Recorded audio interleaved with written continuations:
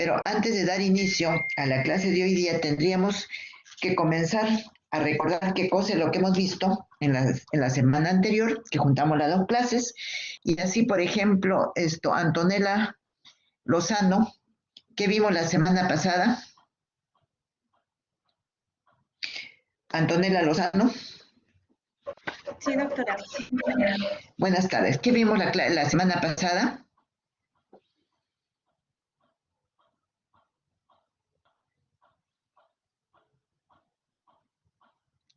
Antonella, ¿qué vimos la semana pasada? Bueno, doctora, lo que recuerdo es acerca de sistemas de salud y subsistemas, ¿no? ¿Perdona? Sistemas de salud, los subsistemas también de injerencia de salud, ¿no?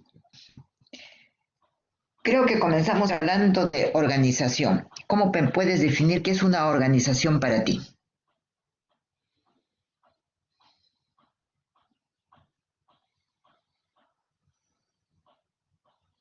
¿Qué es organización?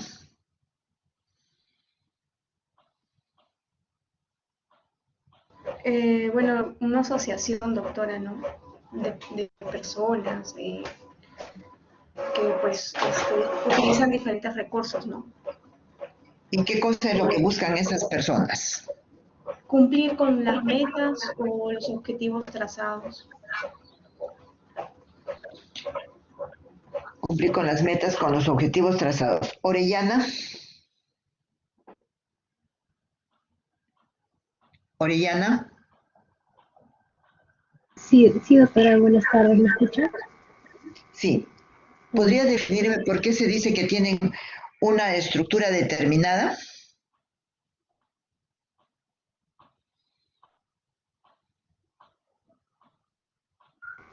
Mencionaban eso porque todas las organizaciones bueno, tenían estructuras administrativas o sistemas administrativos que, como dijo mi compañera, el objetivo es cumplir, ¿no?, sus metas que se han propuesto. Ya, ¿y a qué le llamas estructura? Flores Luis.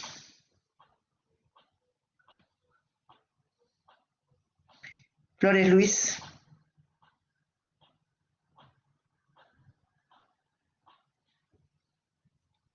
Flores Luis. ¿Dónde está? Cuya Vázquez.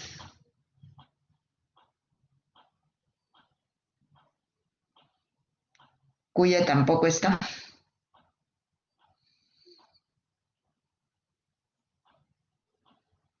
Boga.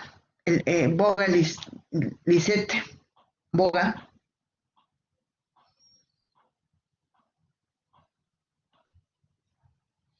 Ya tengo 3 que están en falta, que no han venido. Lobatón. Buenas tardes, doctora. Buenas tardes. ¿Tu apellido es? Lobatón, doctora. Ya. ¿A qué denominas o cómo defines la cultura organizacional?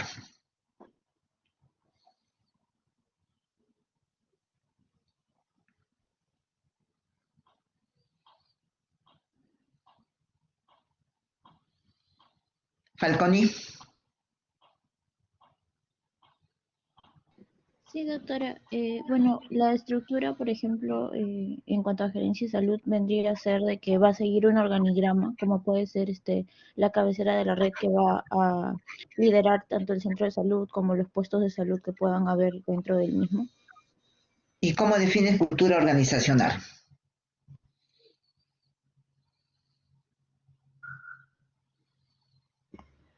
Bueno, la cultura organizacional sería todo los valores, los principios que puedan influir en las actitudes de las personas que van a participar en la organización. Eh, Podría venirse también a decir cómo es que la organización va a aprender a manejar su ambiente o el personal que pueda trabajar ahí. Muy bien. Acosta. ¿Cuáles son las 4 funciones de la administración? Acosta.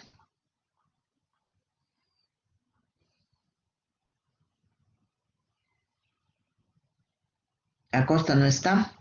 Ah, perdón, son dos. Acosta Chávez.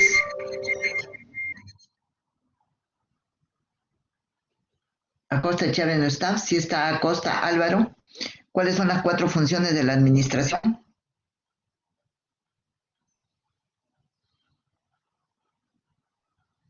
Están los dos Acosta, creo. ¿Sí? ¿Me estoy equivocando? Está Sí, doctora, Acosta. presente, Acosta Risco. Creo que llamó a Chávez. Llamé a los dos, pero ya están los dos. A ver, Acosta Risco, ¿cuáles son las 4 funciones de la administración?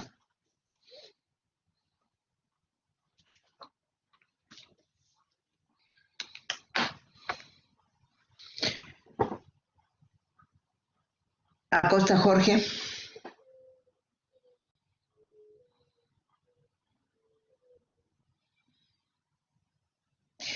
Miren, yo les doy un consejo. Terminada la semana, ustedes tienen que leer lo que se ha hecho en la semana, y no solamente eso va para mi asignatura, eso va para todas las asignaturas.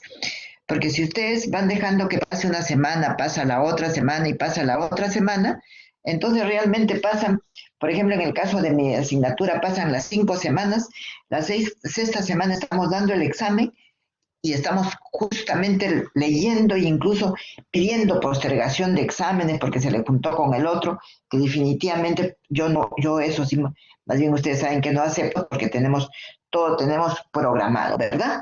Entonces yo les pido que por favor una leída a lo que se ha hecho en la semana y entonces ya ustedes están más orientados para poder continuar las clases, ¿verdad? Entonces vamos a continuar con esta segunda semana que nos toca. En esta semana nosotros vamos a ver lo siguiente. Vamos a hablar de lo que es el sistema de salud, las generalidades que tiene el sector salud en el Perú. Tercero, vamos a ver la reforma del sector salud en el Perú. Cuarto, análisis de la situación de salud. Quinto, vamos a hablar sobre descentralización. Sexto, el modelo de atención integral de salud basado en familia y comunidad, conocido como MAIS. Entonces vamos a dar inicio a la clase de hoy día, donde vamos a ver sistema de salud y el sector salud en el Perú. Comenzaremos por definir qué es un sistema. Y si nosotros definimos qué es un sistema, como ya lo hemos hecho también en la clase anterior, un sistema es un conjunto de partes, de elementos que están interrelacionados entre sí y que buscan un objetivo común. Vemos acá la definición de sistema de salud dado por la Organización Mundial de la Salud, que dice que un sistema de salud es la suma de todas las organizaciones, de todas las instituciones, de los recursos cuyo objetivo principal consiste en mejorar la salud. Creo que también habíamos comentado en la clase anterior que no podemos decir que vamos a curar salud. ¿Por qué no podemos decir eso? Porque tenemos patologías como, digamos, una neoplasia, que no se va a curar, pero vamos a mejorar. Por eso es que la Organización Mundial de la Salud define con ese término, consiste en mejorar la salud. Dice también la Organización Mundial de la Salud que la mayoría de los sistemas de salud nacionales comprenden 2 subsectores, el sector público y el sector privado. Igual que lo que nosotros tenemos acá en el país, tenemos el sector público que está constituido por los establecimientos de salud del Ministerio de Salud, de Salud, las Fuerzas Armadas y policiales. Y el sistema privado lo constituyen las clínicas particulares. La Organización Mundial de la Salud sigue con esas definiciones y dice: un sistema de salud necesita personal, financiación, información, suministros, infraestructura, tecnología, transportes, comunicaciones. Todo eso constituye el sistema en sí. Que cada uno de estos elementos que estamos mencionando forman parte de cada una de las organizaciones de salud, ya sea del subsistema público o del privado. Pero todo esto que estamos diciendo tienen que tener una orientación y una dirección general. Y ahí nosotros podemos darnos cuenta de la importancia que tiene esta asignatura denominada Gerencia en Salud, porque da esto, la orientación, nos sirve para dirigir estas organizaciones de salud. ¿Qué otra cosa dice la OMS? Además dice que tienen que proporcionar buenos tratamientos y servicios que respondan a las necesidades de la población y sean justos desde el punto de vista financiero. ¿Qué nos llama la atención? Que se tienen que proporcionar buenos tratamientos y servicios que respondan a las necesidades de la población. Pero para proporcionar, como dice la Organización Mundial de la Salud, tratamientos y buenos tratamientos y servicios, ¿qué le parece a Núñez Reyes, no? ¿Qué es lo principal que uno tiene que tener para responder a esta definición de la OMS? Núñez Reyes. Sí, doctora. Te escucho.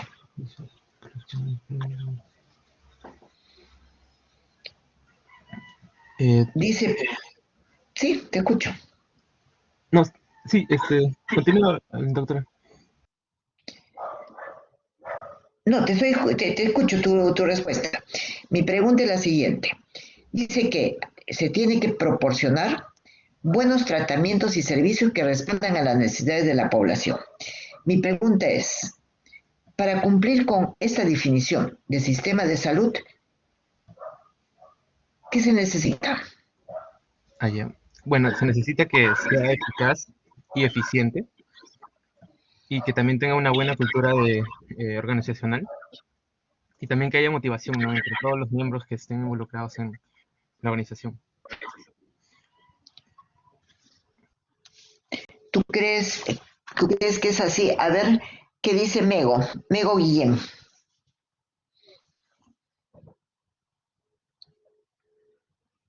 Mego Guillén. Mego no está. Guamán Valle. Guamán Valle. Sí, doctora. Buenas tardes. Buenas tardes.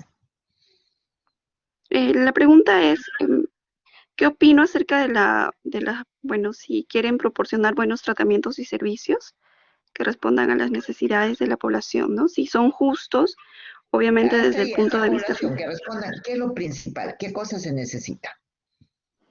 Creo yo, doctora, que el sistema de salud tiene que trabajar por un objetivo en común, ¿no? Y el objetivo en común, obviamente, aparte del bienestar de la población y de la salud que uno tiene que primar en realidad en la población, tendría que ser equitativo, ¿no? El tema de... No,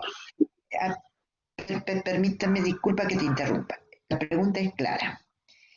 Para proporcionar buenos tratamientos y servicios que respondan a las necesidades, ¿qué es lo que necesita? En este caso vamos a decir el personal de salud. Carla Ramírez. Sí, doctora, buenas tardes. Creo que primero se necesita conocer cuáles son las necesidades de la población para que de ahí partamos, ¿no? Y eso podría ser... ¿Perdón? Así es. Y eso podría hacerse con un análisis de la situación de la salud. Sí, está bien. Primeramente tenemos que conocer, digamos, cuáles son las necesidades. Hacemos nuestro análisis de situación de salud. Ya sabemos, vamos a decir esto, ¿qué es lo que tenemos en la parte más alta en cuanto al análisis de situación de salud? Tenemos enfermedades infectocontagiosas respiratorias. ¿Qué es lo que necesita la persona, en este caso el médico, para dar un buen tratamiento? Necesita también conocimiento. ¿Sí? Entonces, definitivamente, si no se tiene el conocimiento, no se va a poder dar un buen tratamiento que responda a la necesidad de la población. ¿Sí? Entonces, primeramente, conocimiento. No voy a hablar de competencias todavía, nos quedamos en conocimiento. Entonces dice, se tiene que proporcionar buenos tratamientos y servicios que respondan a las necesidades de la población. Y como ha dicho muy bien su compañera, eso de que respondan a las necesidades de la población lo vemos en el ASIS. En el año 2000 se definió de esta manera el sistema de salud. Dice que los sistemas de salud están conformados por todas las organizaciones personas y acciones cuyo objetivo principal es el mejoramiento de la salud. ¿Cuáles son los objetivos? También es en definición de la Organización Mundial de la Salud. ¿Cuáles son los objetivos de los sistemas de salud? Primeramente, el logro del más alto nivel de salud. Y volvemos a decir, para tener este logro del más alto nivel de salud, el personal de salud, en este caso los médicos, tienen que tener el conocimiento.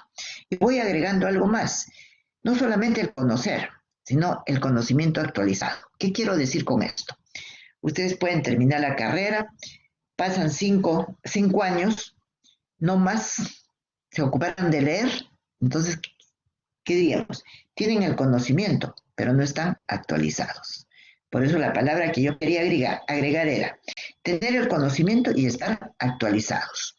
¿Qué otro objetivo hay del sistema de salud?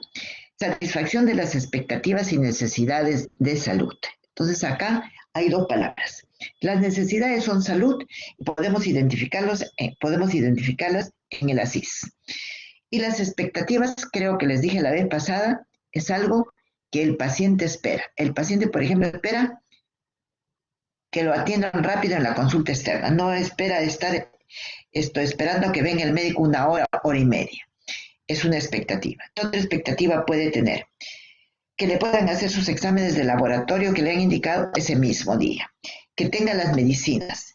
Que el médico le responda a la pregunta que les hace. Entonces las expectativas dependen, digamos, de cada una de las personas. ¿Sí?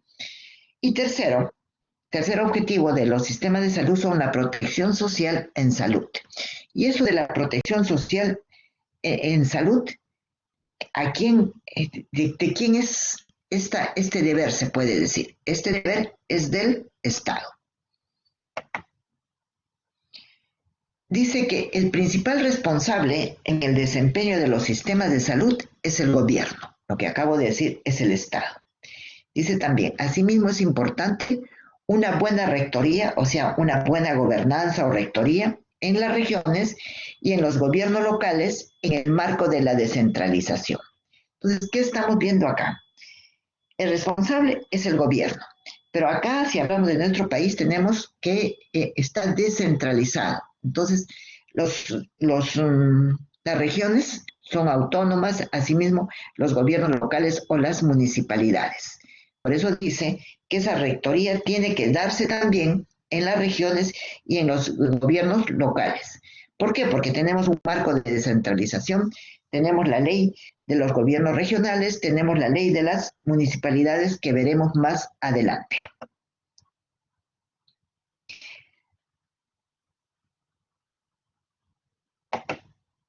Hasta esto que hemos dicho, ¿alguna pregunta que tengan que hacer o algún comentario?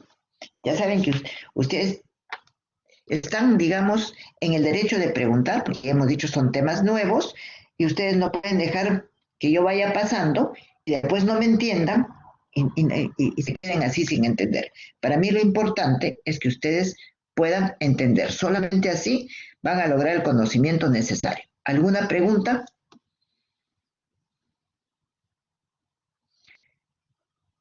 ¿Alguna pregunta?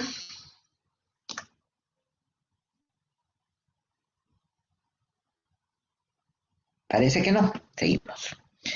¿Cuál es? Vera.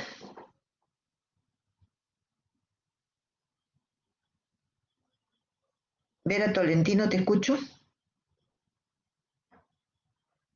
Vera, ¿alguna pregunta?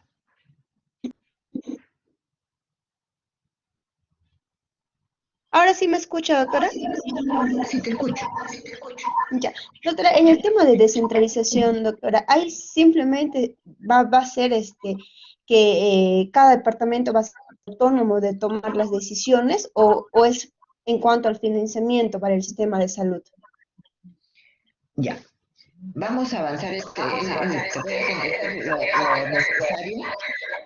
te voy a contestar lo necesario.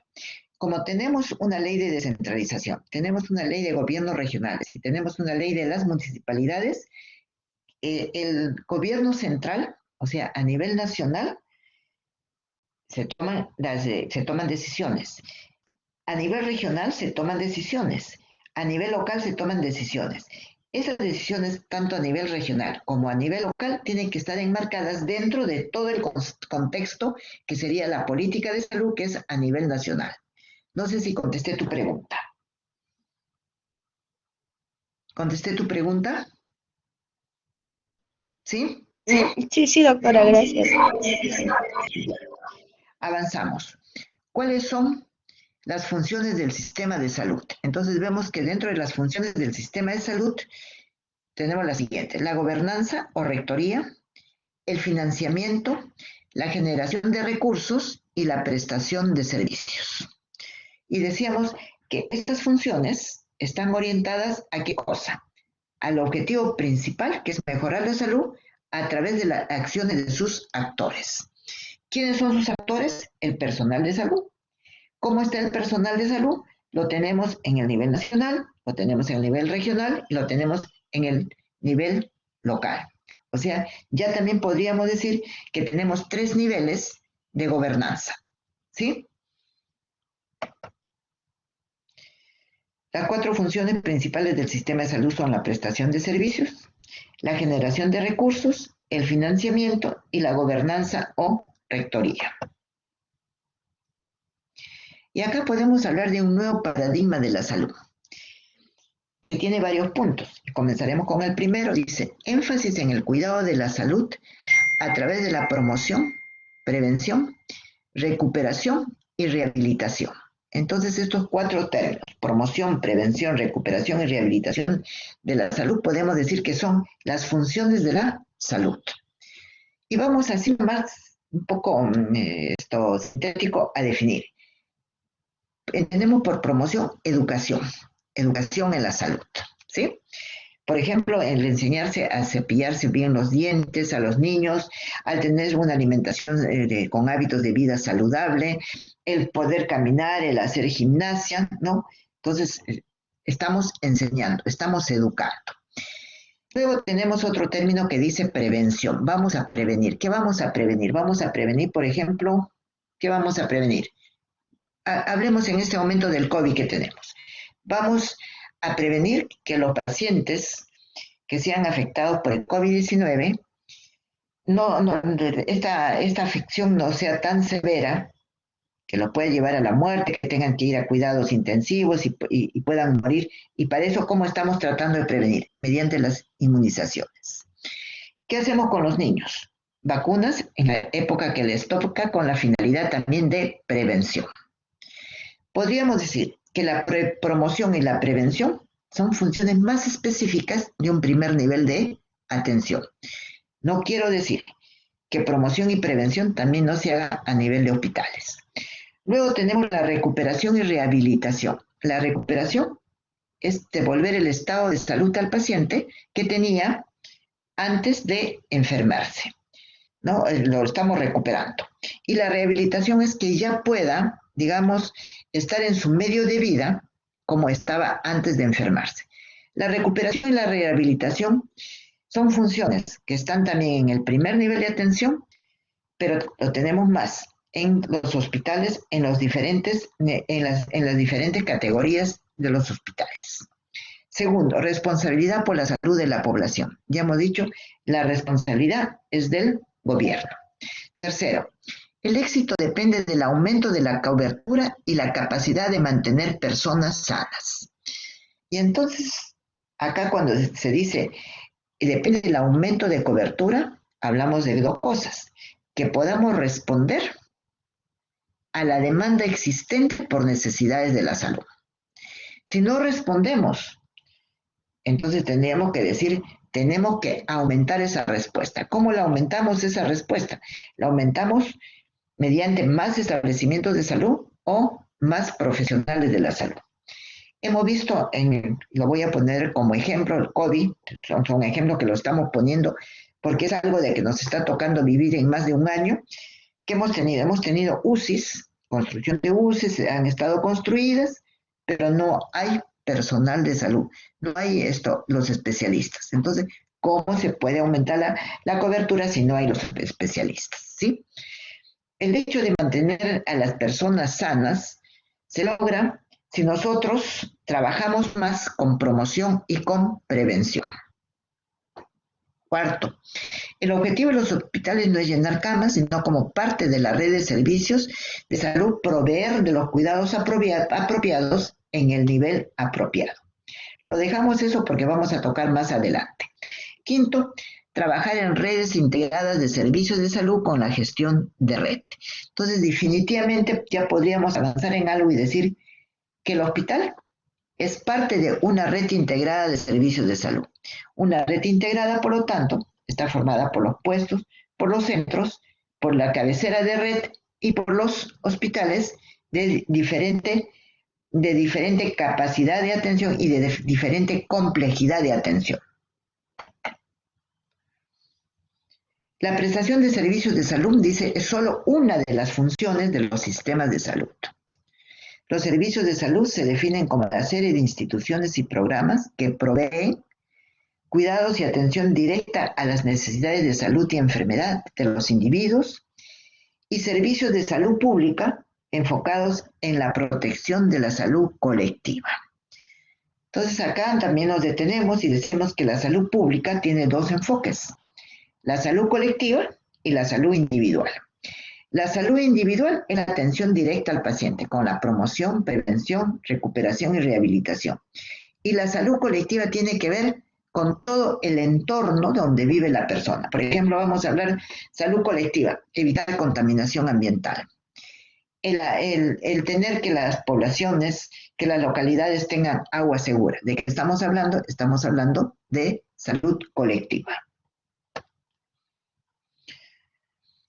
Acá tenemos el sistema de salud y vemos que hay funciones, que ya las hemos mencionado, y que hay objetivos, cuyo fin, tanto de las funciones como de los objetivos, es dar salud a la población. Repetimos las funciones: gobernanza, desarrollo de los recursos, financiamiento, prestación del servicio. Y ustedes ven todas las flechas que hay entre ellas. Y como los objetivos, satisfacción de las necesidades y expectativas de salud y la protección social en la salud, que como decíamos, ese es, digamos, el deber del gobierno. Si nosotros juntamos funciones y objetivos, como ustedes ven ahí y ven la flecha, ¿qué es lo que estamos dando? Estamos dando salud a nuestra población.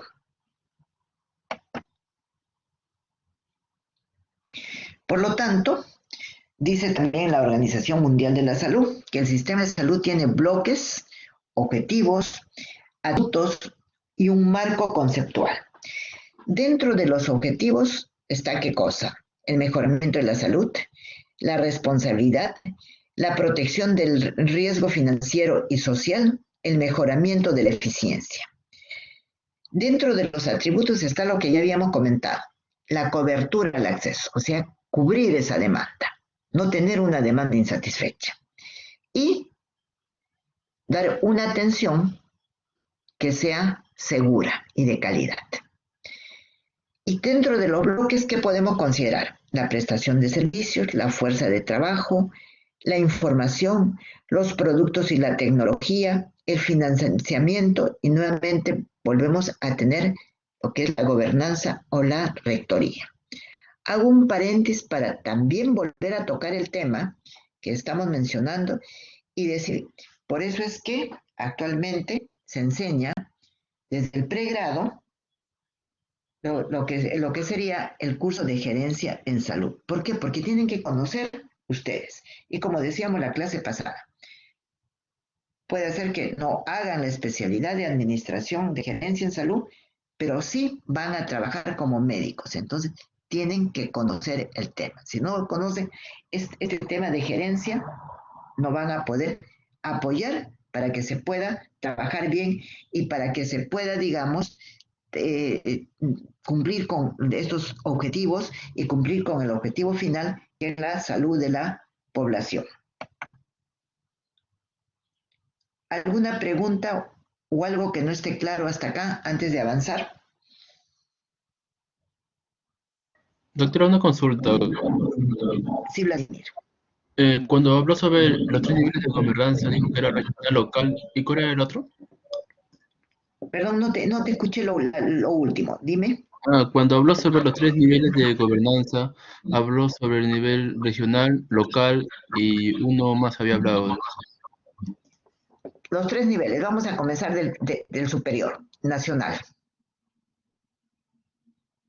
Segundo, vamos descendiendo, regional y tercero, local. El nivel nacional, ¿qué va a atender? Va a atender todo, va a dar la política de salud. ¿Sí? El nivel regional va a tener sus planes propios de salud a nivel de cada región. Un plan, por ejemplo, de Cusco no va a ser igual a un plan de salud de Lima, pero sí tienen que estar enmarcados dentro de la política nacional. Y el tercer nivel, el nivel local. El nivel local, ¿qué son? Las municipalidades. También las municipalidades van a tener funciones que las vamos a ver, me parece, el día miércoles, en tema de descentralización, van a tener funciones propias que les toca, que están enmarcadas dentro de lo que sería el contexto de las funciones del gobierno regional. ¿Contesté tu pregunta? Doctora, gracias Vladimir, por responder. ¿alguna otra pregunta o comentario que tengan que hacer antes de avanzar?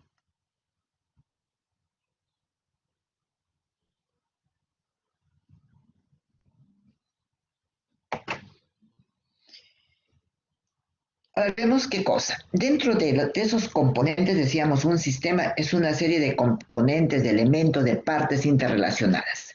Dentro de esos componentes del sistema de salud tenemos 3. ¿Cuáles son esos componentes?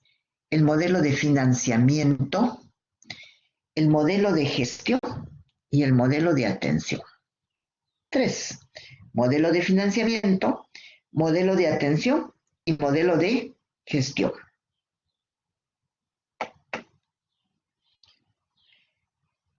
Ahora vamos a tocar otro tema.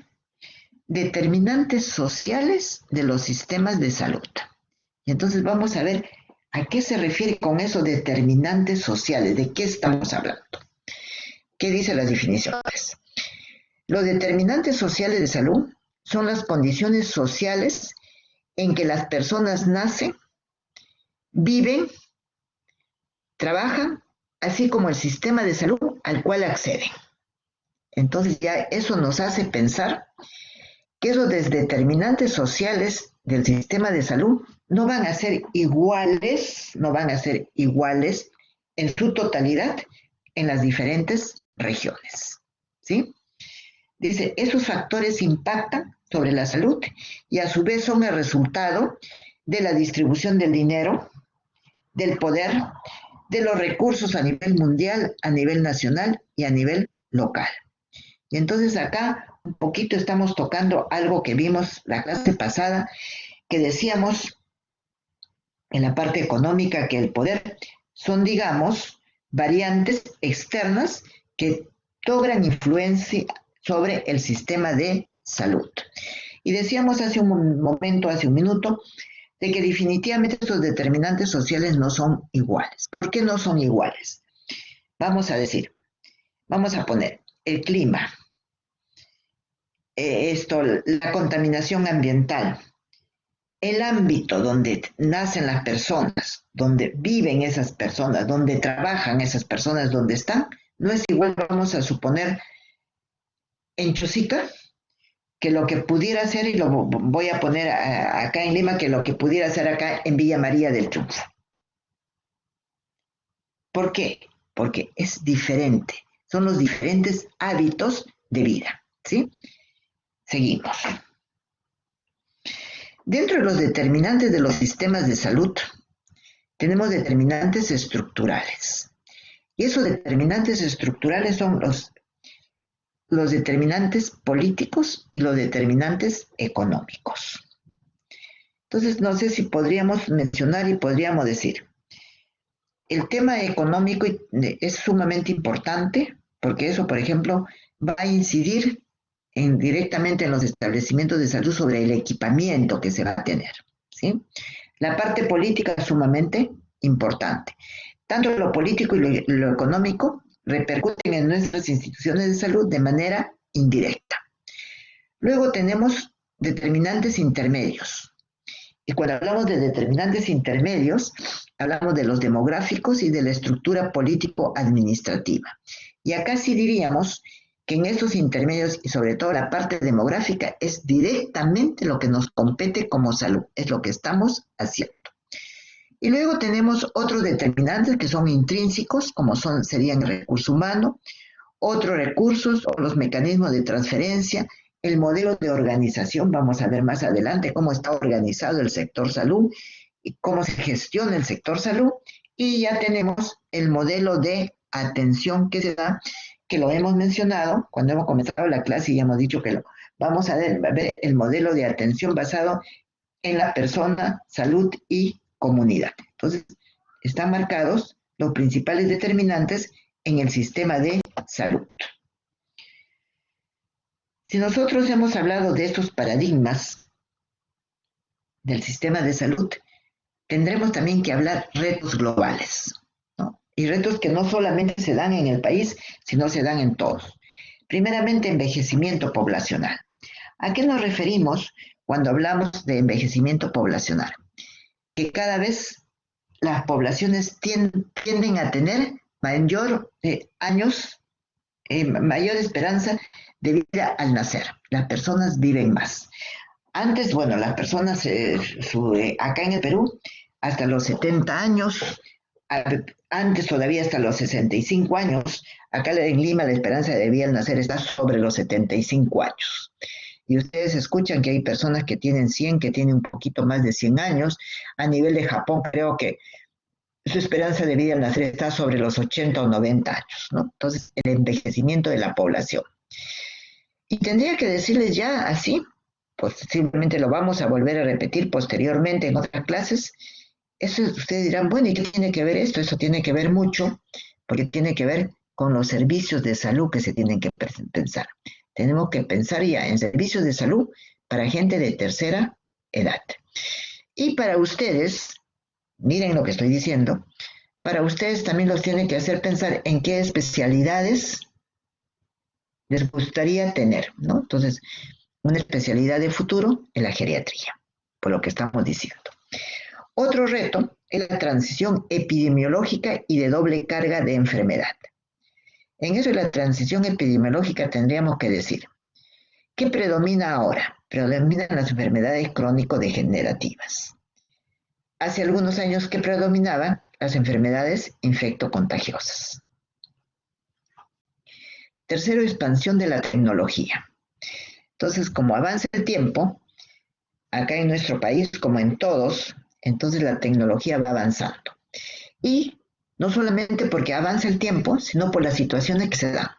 Con lo que se ha dado ahorita, en esta situación que ya vivimos de la pandemia, entonces se está desarrollando mucho el servicio de telemedicina. Cuarto, cambio en los patrones de consumo y estilos de vida. Entonces ustedes están escuchando, no hay que comer comida chatarra, no hay que tener mucha gaseosa, mucha azúcar, muchas grasas, estilos de vida. Hay que caminar, hay que hacer ejercicio, ¿no? Entonces, ¿y esto para qué va a contribuir? Va a contribuir para que la persona esté sana. Cuarto, quinto, urbanización acelerada. Entonces, ¿qué significa urbanización acelerada? Las personas ya no quieren vivir, digamos, en la parte rural, sino las personas quieren estar, digamos, en la parte urbana.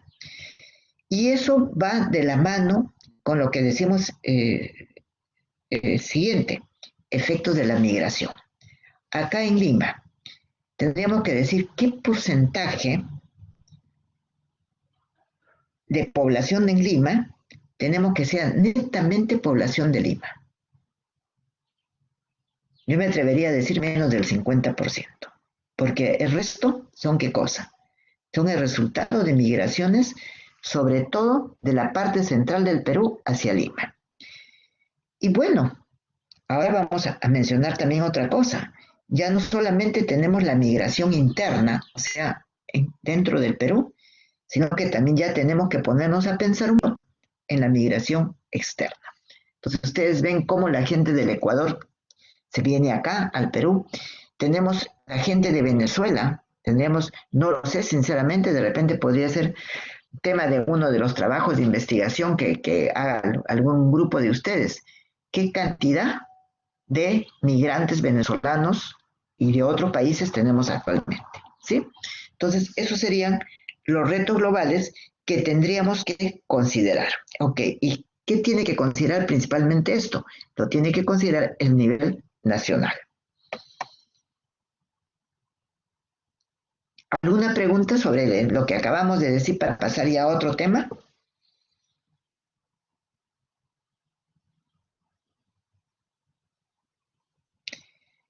Pasamos a definir dos cosas: segmentación y fragmentación. Pongan atención para que ustedes lo puedan diferenciar, porque a veces uno se equivoca. Y vamos a ver segmentación. Y tenemos la definición de la Organización Panamericana de la Salud en el 2007. Dice que la segmentación es la coexistencia de subsistemas con distintas modalidades de financiamiento, de afiliación, provisión, cada uno de ellos especializado en diferentes estratos de la población, de acuerdo a su inserción laboral, al nivel de ingreso, a la capacidad de pago y a la posición social. Dice, cada uno de estos estratos, de acuerdo a su inserción laboral, dónde trabajan, al nivel de ingreso que tienen, a la capacidad de pago y a la posición social. Y ahí está, digamos resumido, dice segmentación según capacidad de pago. Algunos de ustedes, además de la definición, me podrían poner el ejemplo de lo que tenemos en cuanto a segmentación en el Perú.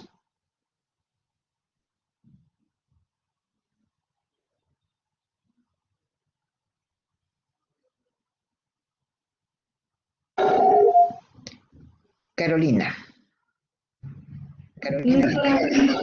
Sí, doctora, un ejemplo de segmentación podría ser, por ejemplo, las clínicas privadas que están dirigidos a un sector de la población de la clase media alta.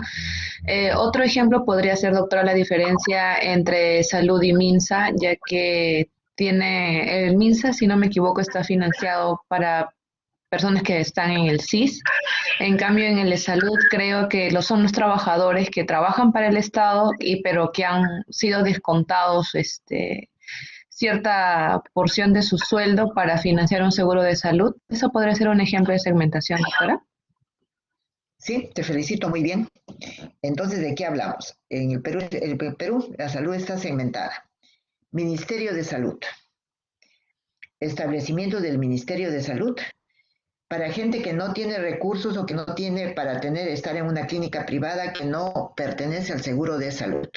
¿Sí? Ministerio de Salud financiado por el mismo Ministerio de Salud. Voy a seguir tu ejemplo.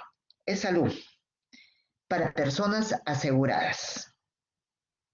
¿Sí? Personas que trabajan y que están aseguradas. Es salud financiado por Ministerio de Trabajo. Financiado por Ministerio de Trabajo. Miren, ¿ah?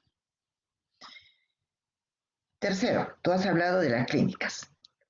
Voy a seguir con lo que tú has contestado. La parte privada, financiamiento privado. ¿Y para quién? Para las personas que pueden pagar un seguro privado, llámese en la clínica TESA, por poner un ejemplo. Cuarto, Fuerzas Armadas.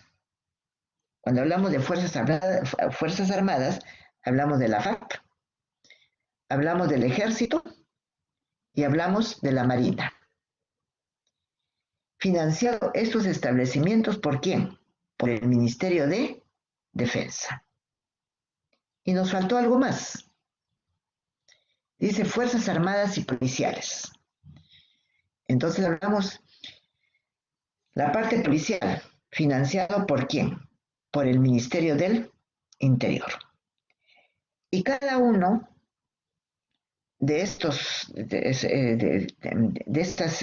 entidades tienen un financiamiento, como ya ustedes lo han escuchado, lo que acabo de decir, y está dado para determinadas personas. Es salud, ya hemos dicho, para las personas que cotizan es salud.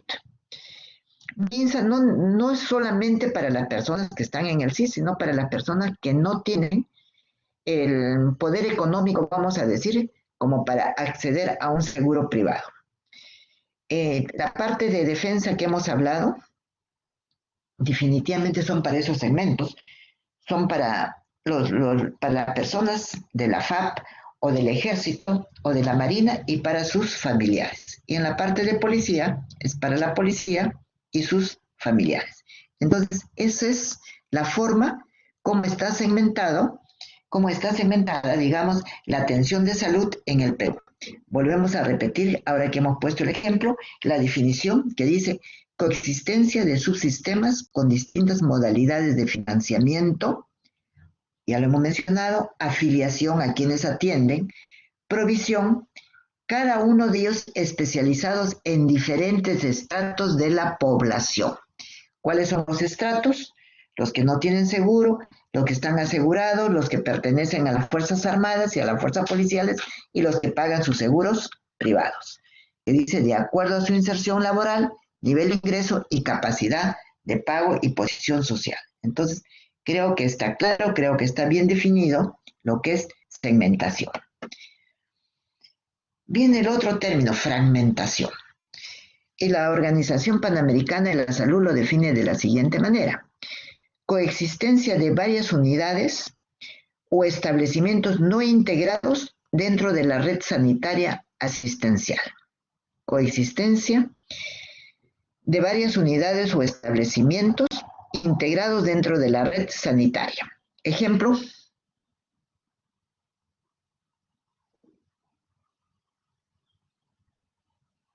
Ejemplo, ¿alguno de ustedes? Bueno, avanzo yo. Puestos de salud, centros de salud,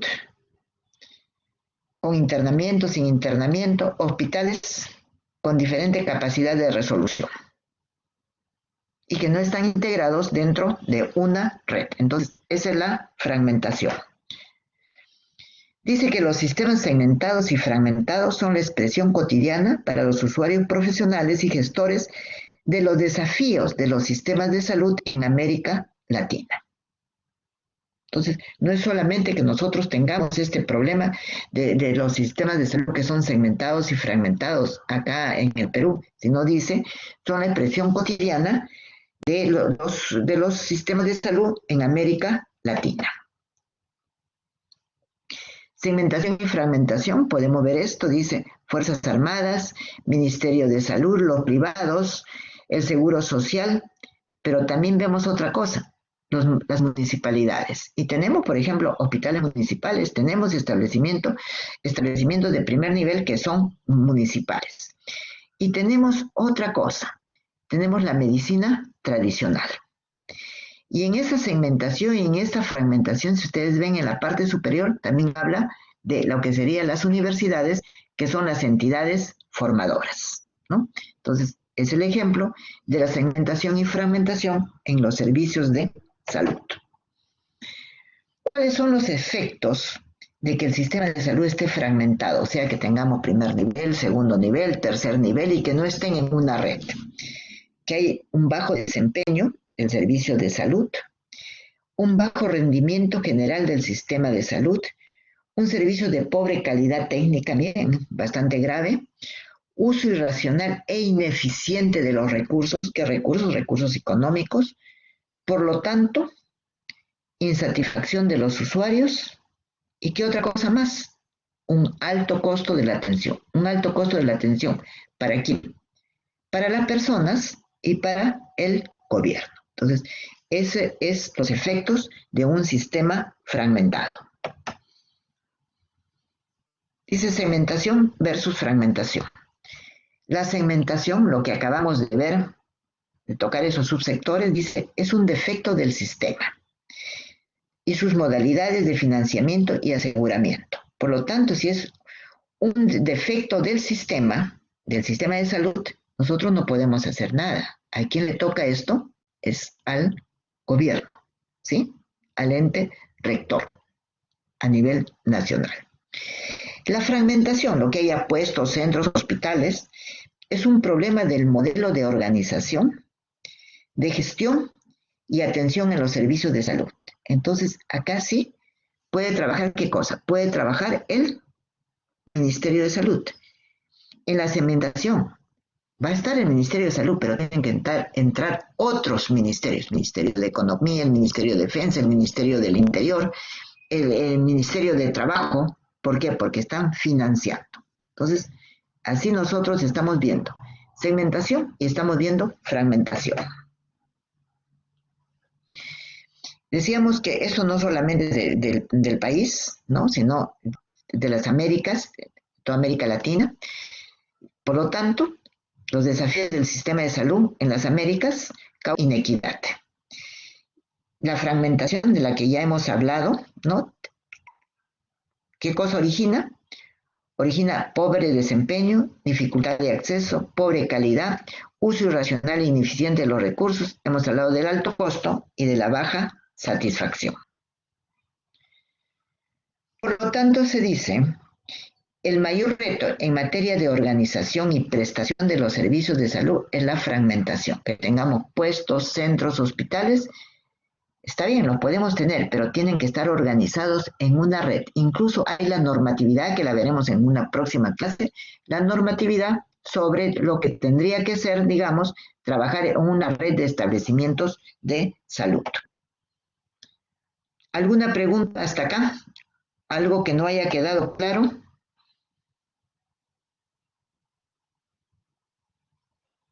¿Alguna? Carolina.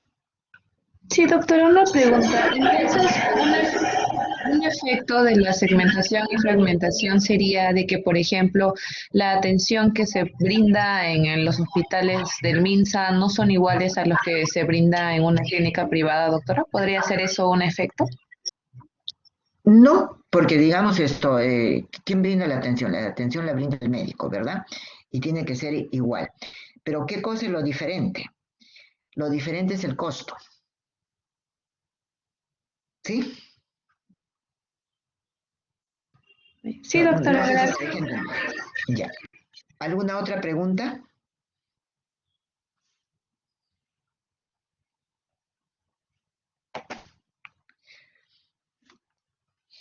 La clase pasada también mencionamos el enfoque del sistema en salud, ¿no? Y en eso del enfoque del sistema decimos es contar con sistemas de salud fuertes para mejorar los resultados. Y dentro de ese enfoque de sistema de salud, nosotros, ¿qué cosa es lo que debemos considerar? Debemos considerar lo siguiente, ¿no? Debemos considerar para quién brindamos salud, para las personas. Y para todo esto, ¿qué es lo que tenemos que tener? Tenemos que tener información, ya lo vamos a ir comentando más adelante. Tiene que haber el financiamiento, la prestación de los servicios, que haya recursos humanos y que haya medicamentos, que haya insumos, que haya tecnología. Todo esto orientado ¿para qué cosa? Para poder proporcionar salud a las personas.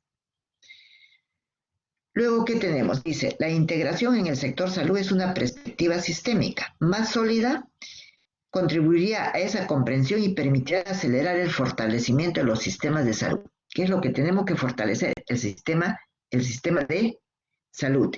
Y en el fortalecer el sistema de salud, ¿qué cosa es lo que nosotros tenemos que tener en cuenta?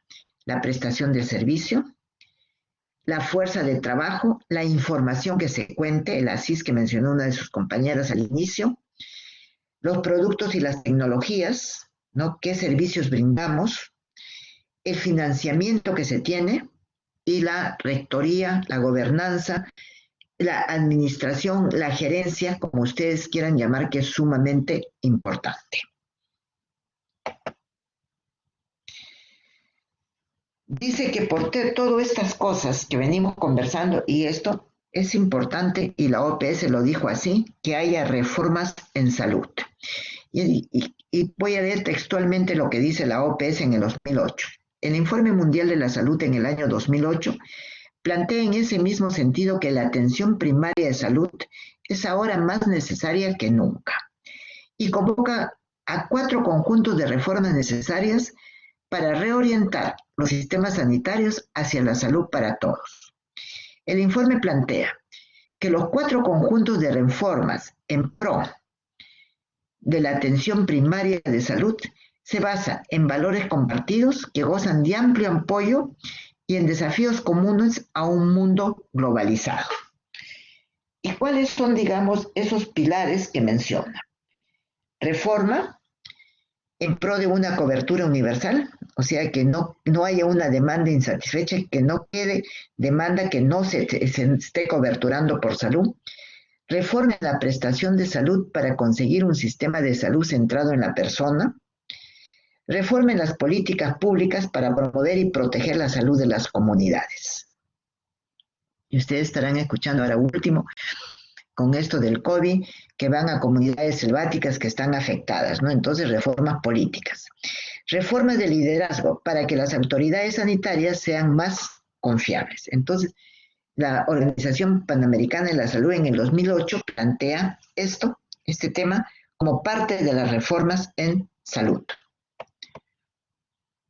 Y acá tenemos, dice, el sistema de salud basado en la atención primaria de salud. Y en este sistema de salud de atención primaria basado en valores y principios, ¿qué cosas se consideran como valores? Consideramos como valores el derecho al nivel de salud más alto posible, por lo tanto, con solidaridad y con equidad, serían los valores. ¿Qué principios tenemos?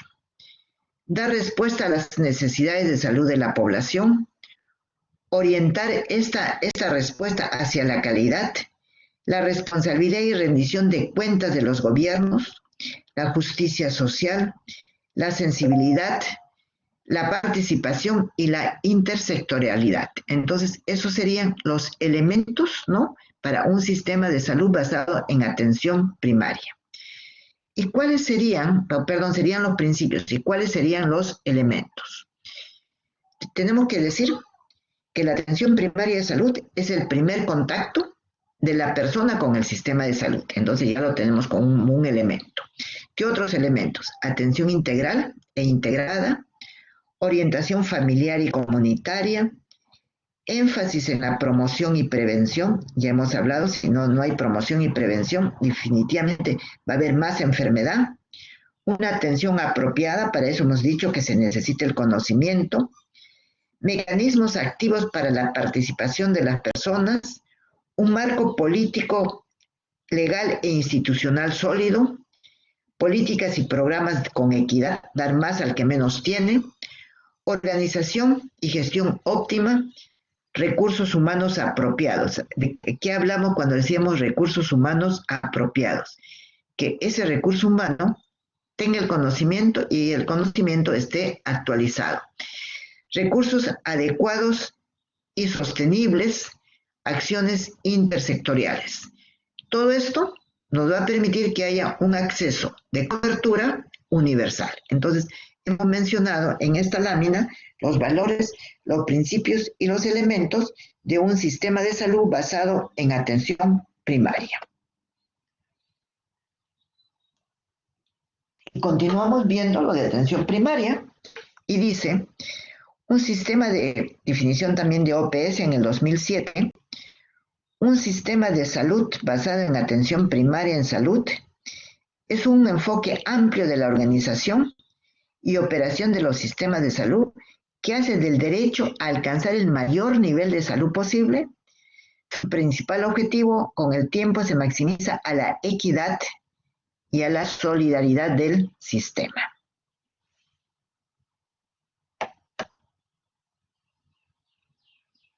¿Por qué renovar la atención primaria? Miren, se habla de atención primaria desde el siglo pasado, de la década de los 80. Han pasado ¿cuántos años? 20, 40 años, casi 50 años, y seguimos hablando en la atención primaria de salud. ¿Por qué renovarla?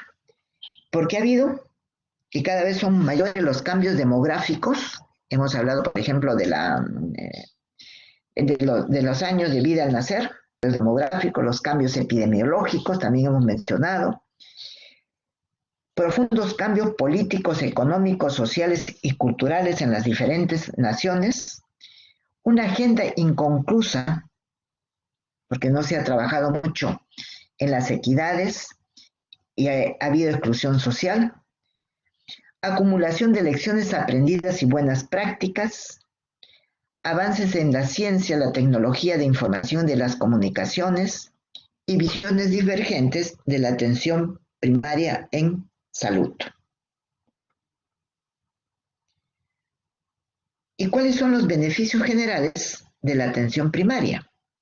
Mejores resultados a nivel de la población, mayor equidad a nivel de salud y en el acceso a los servicios, mejor eficiencia global del sistema a menores costos, mayor satisfacción de los usuarios con los servicios de salud.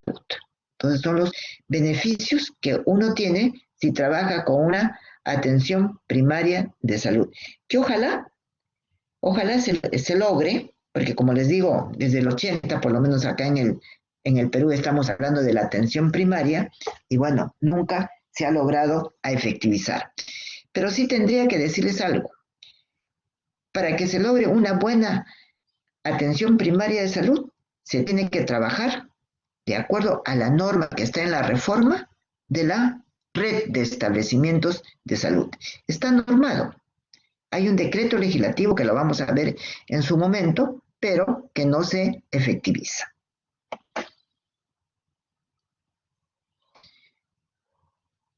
Pasamos ahora a lo que se denominaría la estrategia integradora de los diferentes enfoques en la atención primaria de la salud. Tenemos en el centro, ustedes ven, atención primaria de salud. Tenemos un primer enfoque, protección social en salud. Protección social en salud, que hemos dicho que ese es el deber del gobierno. Segundo, determinantes sociales de la salud. Hemos mencionado los determinantes sociales de la salud que dependen de la zona donde la persona nace, donde vive, donde trabaja. Podemos hablar de contaminación ambiental. Voy a poner un ejemplo en Loreto. En La Oroya. ¿Sí? Determinantes sociales, contaminación ambiental, ¿por qué? Por plomo. Y así, hábitos no saludables. Promoción de la salud, hemos mencionado que ¿qué cosa es? Es la enseñanza en salud que no solamente, y tengámoslo bien claro, le corresponde al Ministerio de Salud, le corresponde al Ministerio de Educación, donde se enseñan a los niños, digamos, incluso hasta qué cosa deben comer, a las madres qué deben dar a sus niños. O sea, no es solamente, la promoción en salud no es solamente función del Ministerio de Salud, también de otros ministerios. Y luego, la salud ambiental. Y tenemos que hablar de la salud ambiental porque en los últimos años está cobrando mucha importancia. ¿Qué cosa? La contaminación ambiental, la contaminación sonora. Tenemos contaminación ambiental porque el parque automotor, tenemos contaminación ambiental por metales pesados, tenemos contaminación sonora. Entonces, todo eso hace que se produzcan diferentes patologías. Entonces, serían los 4 enfoques, ¿no?, integrados para la atención primaria en salud. ¿Alguna pregunta? ¿Alguna pregunta?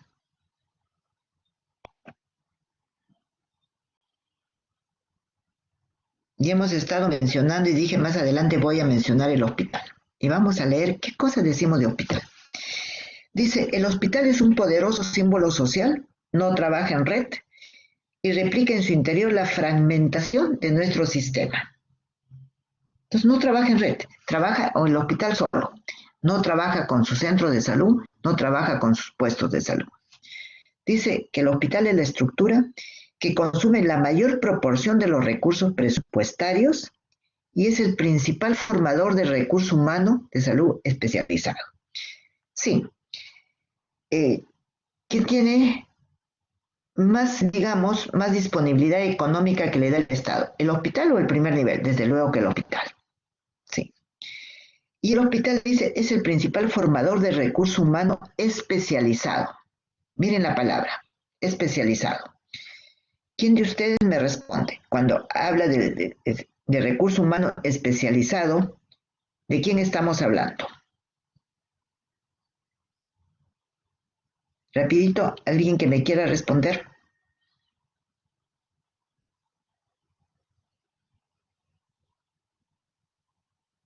¿Estamos hablando de qué? De la especialización en medicina. ¿Cómo se da la especialización? Mediante residentado médico, ¿sí?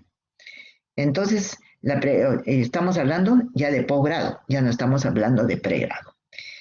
Quedaría la interrogante, ¿y el pregrado dónde se debe formar? ¿Se debe formar en los hospitales o se debe formar en el primer nivel de atención? Voy a responder yo a esa pregunta que les estoy formulando con lo que yo pienso. Puedo estar equivocada. Pienso que a nivel de pregrado, los estudiantes de medicina se deben formar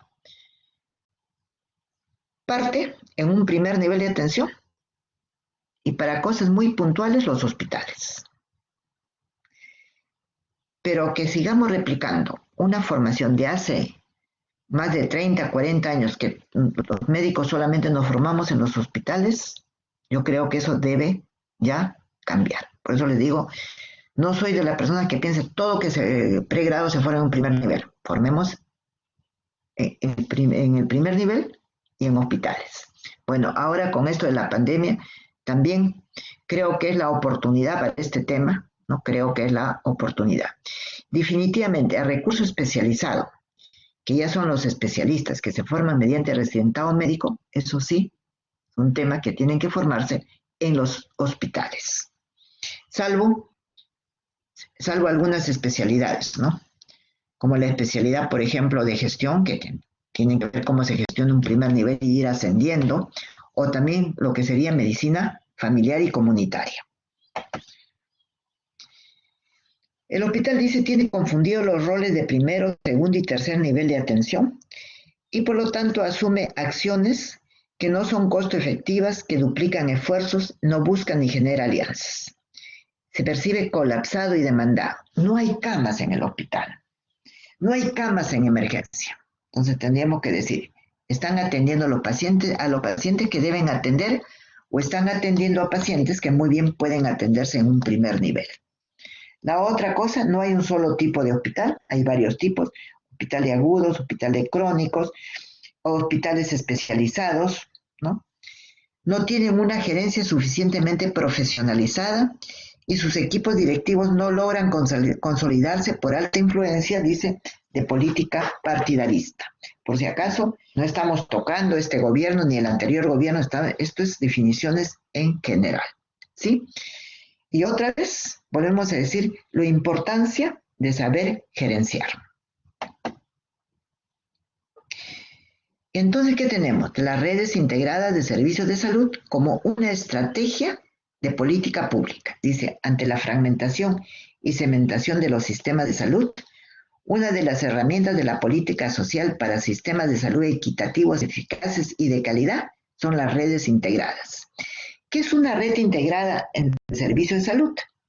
Es una red de organizaciones que presta o hace los arreglos para prestar servicios de salud equitativos e integrales a una población definida, que está dispuesta a rendir cuenta por sus resultados clínicos y económicos y por el estado de salud a la población a la que sirve. Entonces, no están aislados, no están fragmentados, como hemos dicho, sino están unidos los establecimientos de diferente nivel de capacidad de respuesta y de complejidad.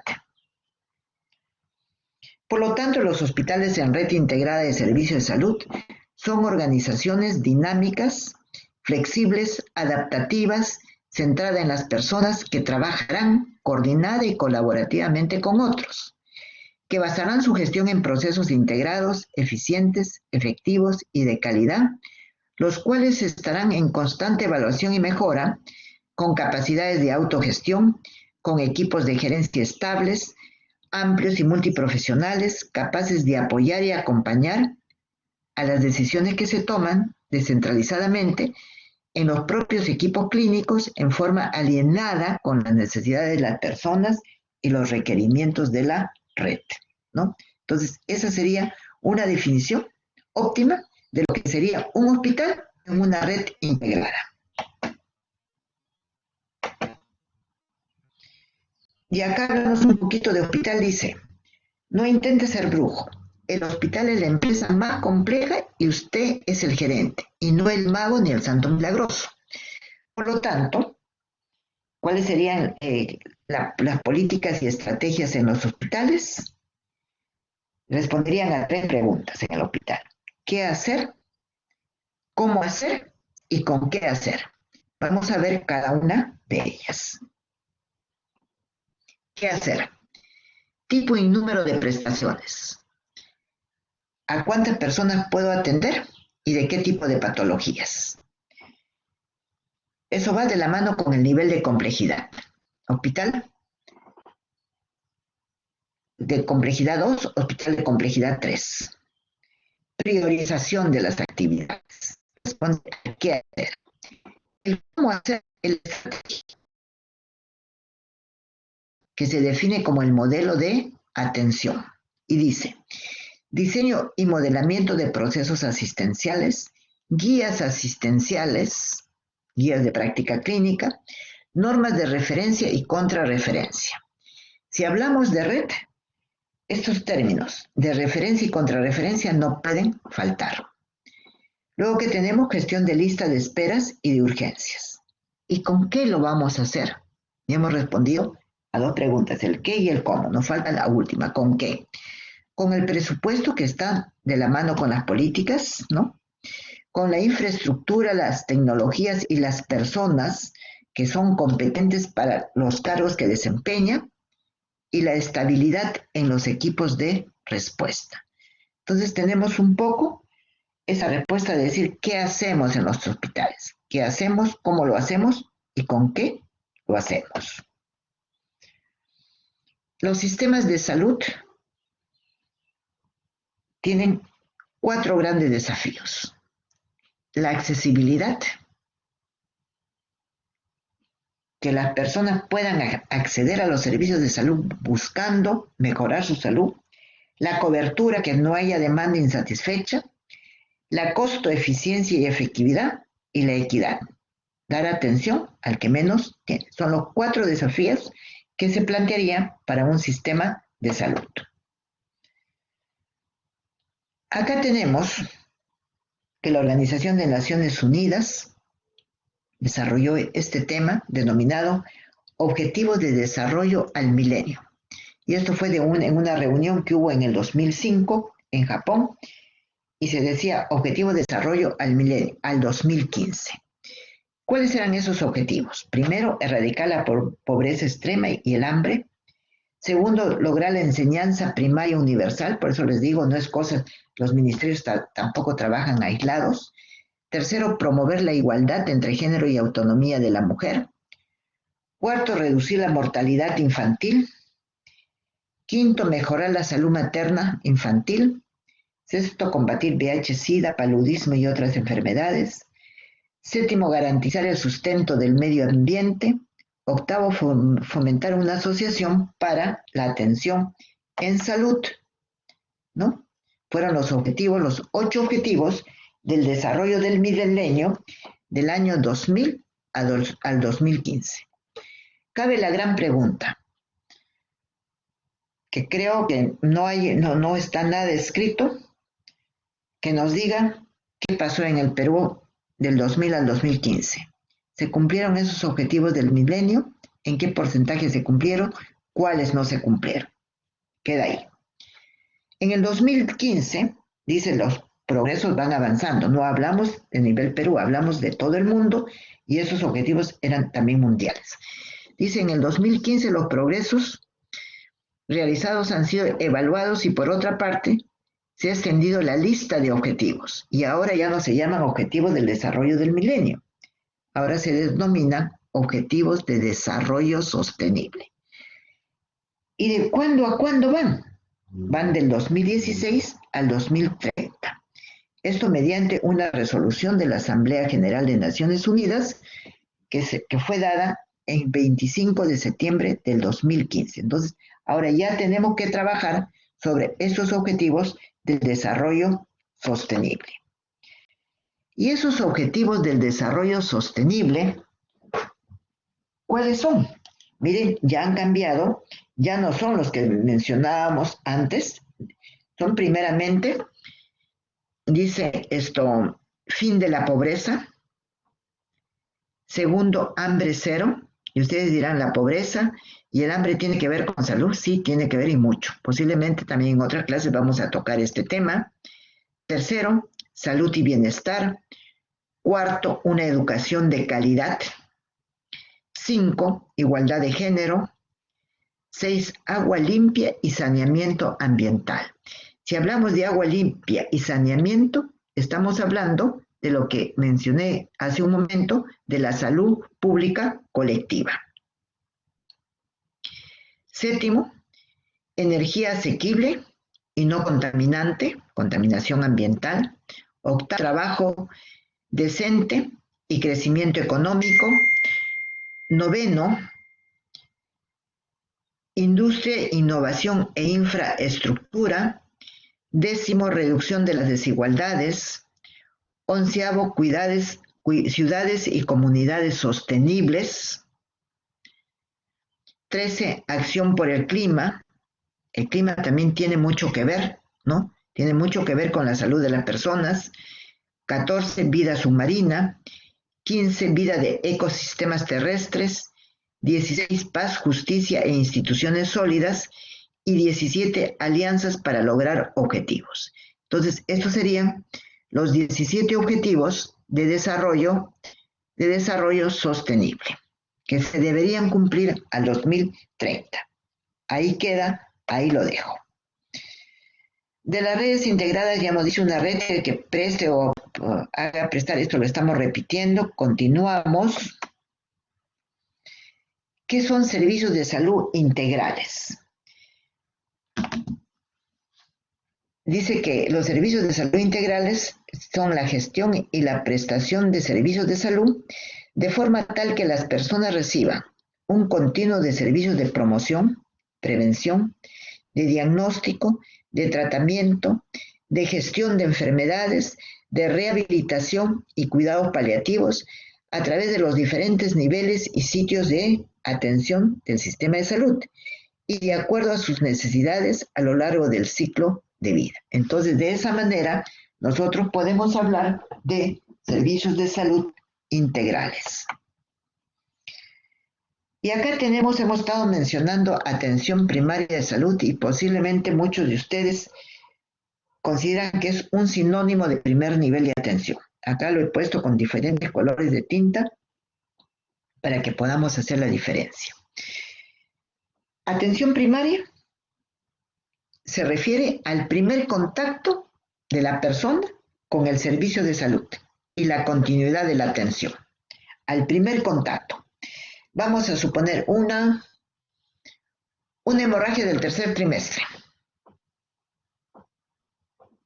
Llega a un puesto de salud. En un puesto de salud no se puede atender, inmediatamente tiene que ser derivado a un hospital.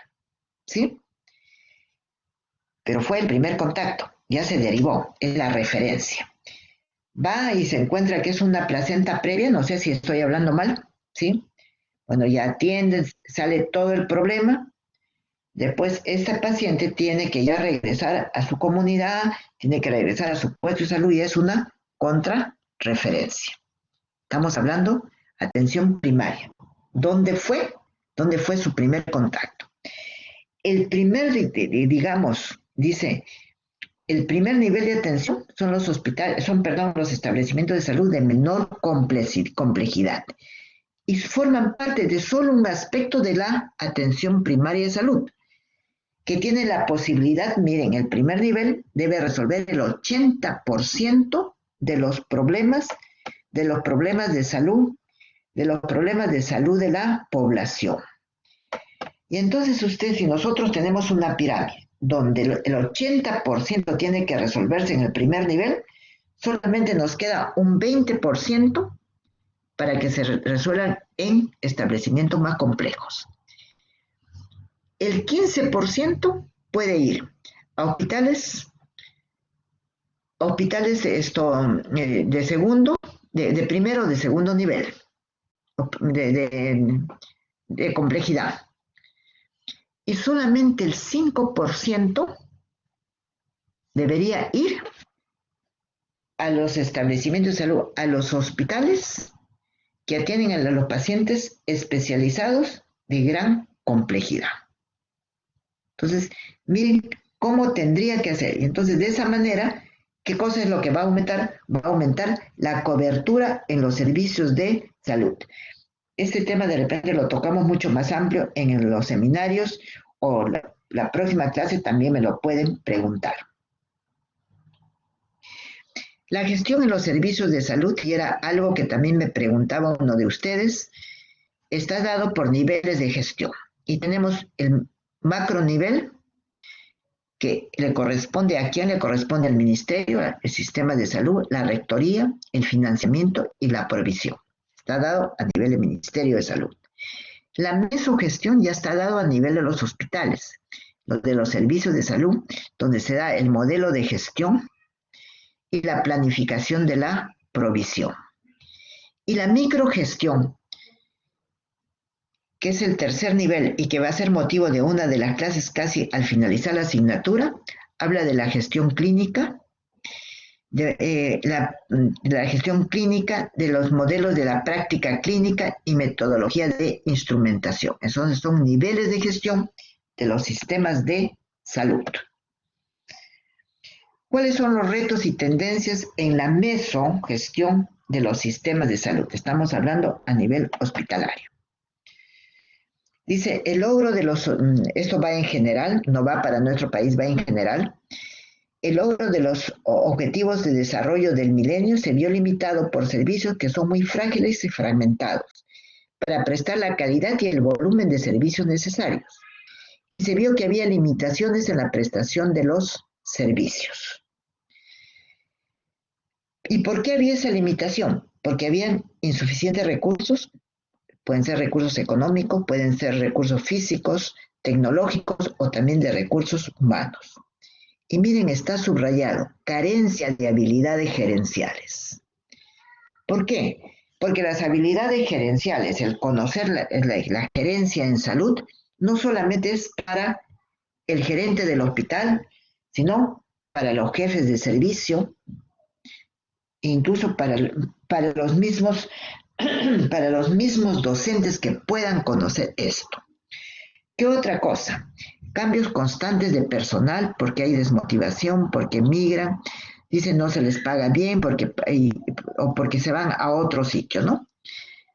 ¿Qué otra cosa? Falta de control sobre planificación de los recursos, falta de política, y esto que lo vamos a ir tocando en las diferentes clases, sistemas de información, de comunicación y coordinación sumamente deficientes. ¿Qué cosa hace que no haya un buen sistema de información? Que no hay una buena comunicación y una buena coordinación, hace que la gerencia no sea buena. Gestión centrada en el desempeño y los resultados, mejoras en la eficiencia, son las tendencias, disponibilidad de información sobre costos, calidad, capacidad resolutiva y satisfacción de los usuarios, participación activa del equipo asistencial en la planificación y gestión, y la gestión de los servicios de salud como una disciplina. ¿Alguna pregunta? ¿Alguna pregunta?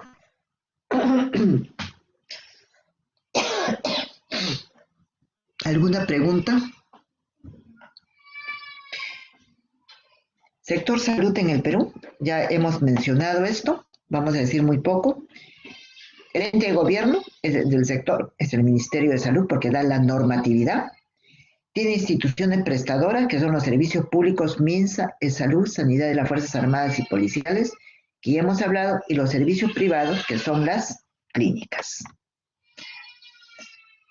Dentro de las instituciones financiadoras tenemos los seguros privados, tenemos salud, tenemos el Seguro Integral de Salud y tenemos el aseguramiento universal que se dio hace más o menos una década y que nos ha logrado desarrollarse en todas las regiones. Ministerio de Salud, ente rector, Y dentro del marco legal, que también lo vamos a volver a mencionar, tenemos el decreto legislativo 1161, que aprueba la Ley de Organización y Funciones del Ministerio de Salud y que se publicó en el 2013. Habla de la naturaleza jurídica del ministerio en su artículo 2 y dice que el Ministerio de Salud es un organismo del Poder Ejecutivo con personería jurídica de derecho público y se constituye en un pliego presupuestal. Un pliego presupuestal, pero hemos dicho para quiénes, para los establecimientos de salud del MINSA. ¿Por qué? Porque los gobiernos regionales tienen su pliego presupuestal, ¿no? Como región.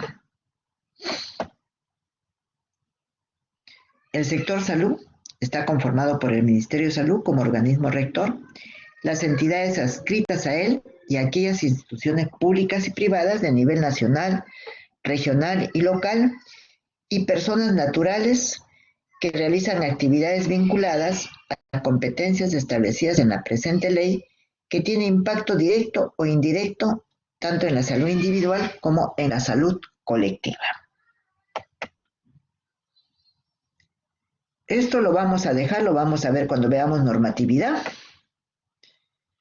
Y tenemos un decreto supremo del 2016 que aprobó la organización y funciones del Ministerio de Salud, que después de un año fue derogado y actualmente se trabaja en el Ministerio de Salud con el decreto supremo 008 del 2017 que aprobó el reglamento de organización y funciones del Ministerio de Salud.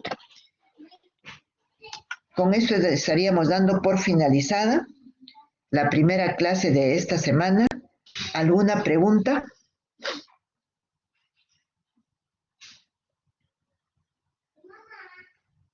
¿Alguna pregunta?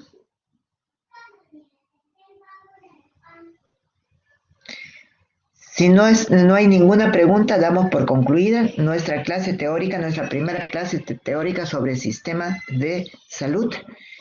Y nos vemos con el grupo 1. Denme unos 15 minutitos para descansarnos, dentro de unos 15 minutos para nuestro seminario. Muchas gracias. Muchas gracias a todos ustedes.